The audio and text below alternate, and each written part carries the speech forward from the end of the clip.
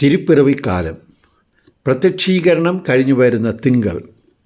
തിരുവചനം: അക്കാലത്ത് യോഹന്നാൻ ബന്ധനസ്ഥനായി എന്ന് കേട്ടപ്പോൾ യേശു ഗലീലയിലേക്ക് പിൻവാങ്ങി. മത്തായിയുടെ സുവിശേഷം 4:12.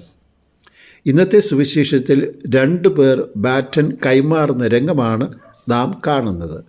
സ്നാപയോഹന്നാനിൽ നിന്നും യേശു ദൗത്യം ഏറ്റെടുക്കുന്നു.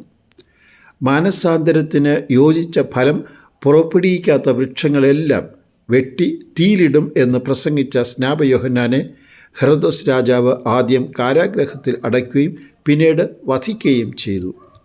ഒരു പ്രവാചകൻ്റെ രക്തം കൂടി ജെറൂസലേമിൽ ഒഴുകി. തുടർന്ന് ബാറ്റൻ ഏറ്റുവാങ്ങുന്നത് യേശുവാണ്. യേശു ശുശ്രൂഷ തുടങ്ങിയപ്പോൾ ആദ്യം ജനം ഒരുമിച്ച് കൂടിയെങ്കിലും യേശുവിൻ്റെ ജീവിതം പൂർത്തിയാകുന്നത് രക്തം വാർന്ന കുരിശിൽ തന്നെ. വിശുദ്ധ സ്റ്റീഫനും വിശുദ്ധ അന്ത്രയോസും ബാറ്റൻ വാങ്ങിയതിന് ശേഷം രക്തസാക്ഷികളുടെ ഒരു നീണ്ട നിരയാണ് ആദിമസഭയിൽ നാം കാണുന്നത്. യേശു നയം വ്യക്തമാക്കി: സത്യം സത്യമായി ഞാൻ നിങ്ങളോട് പറയുന്നു, ഗോതമ്പ് മണി നിലത്ത് വീണ് അഴിയുന്നില്ലെങ്കിൽ അത് അതേപടി തുടരും.